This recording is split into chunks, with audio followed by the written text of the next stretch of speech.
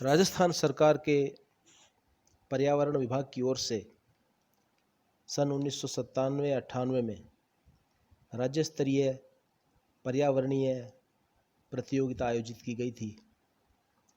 इसके कहानी वर्ग में मेरी रचना आफत की जड़ को श्रेष्ठ स्थान प्राप्त हुआ था और इसके लिए एक प्रमाण पत्र और 500 रुपये का चेक भी मुझे प्राप्त हुआ था। प्रस्तुत है वो रचना आफत की जड़।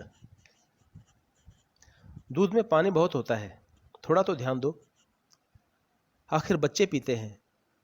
बार बार माँ जी के कहने के बाद भी दूध वाले पर कोई असर नहीं था और कोई तो गौर करता नहीं था, पर माँ जी का जी बड़ा दुख पाता था। बेटों की गाढ़ी कमाई को लुटता देख माँ जी को बड़ी कोफ्त होती, पर मन महसूस कर रह जाती। आखिर एक दिन शाम को खाना खाते समय उन्होंने प्रस्ताव रखा, घर में कोई गाय भैंस लाने का। गाय भैंस भी लाना रखना कोई हंसी खेल तो है नहीं। सो पवन को गांव जाने और ताऊजी से कहकर कोई दूसरी तीसरी बार ब्याने वाली बछिया लाने को कहा गया। 2-4 दिन शायद रहकर पवन आ गया।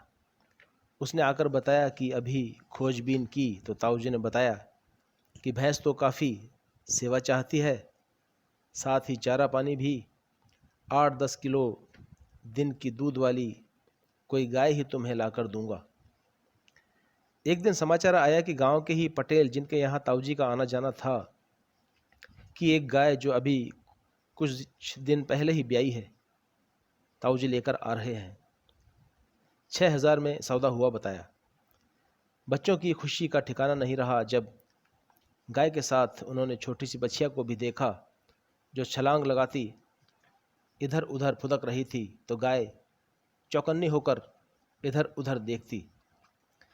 सरकारी क्वार्टर के एक कोने में बांस बल्ली लगाकर गाय का कमरा बनाया गया। बेचारी रात में सर्दी से बची रहे तो अच्छा है। माँ जी के अलावा तो किसी ने गाय का दूध निकालना तो दूर, गाय भैंस क्या बकरी तक के शरीर पर हाथ भी नहीं फेरा था। शुरू में तो बछिया की तरफ जीवन और पवन के बच्चे जाते तो गाय सिर भी हिलाया करती, पर प्यार की मार के आगे सब नत हो जाते हैं। धीरे धीरे बछिया भी और गाय भी बेफिक्र हो गए। नए साथियों से उनका मेलजोल हो गया था। माँ जी ने एक दिन बुजुर्गों वाली बात कही, अरे भाई निन्नी और टिन्नू, अब तो तुम भी दूध निकालना सीखो।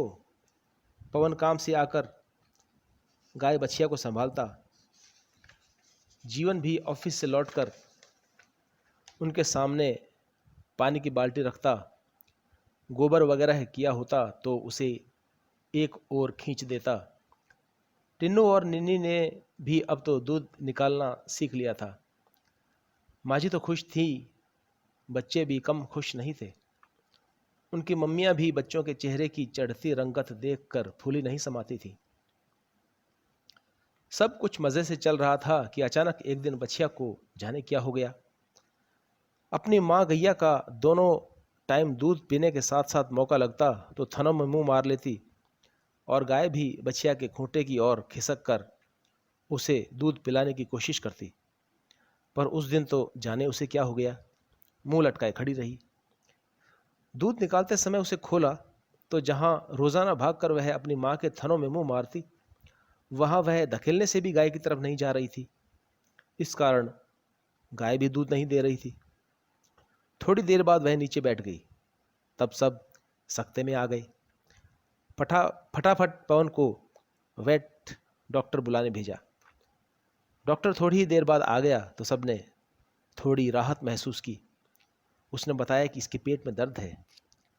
उसने इंजेक्शन लगाया और मुंह में कुछ दवा खाने को दी।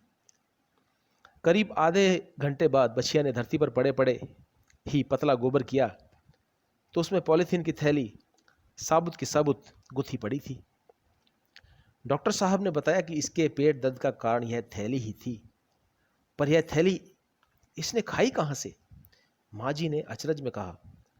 निन्नी और टिन्नू ने देखा, यह तो चिप्स वाली थैली थी जो उन्होंने एक दिन चिप्स खाकर वहीं फेंक दी थी।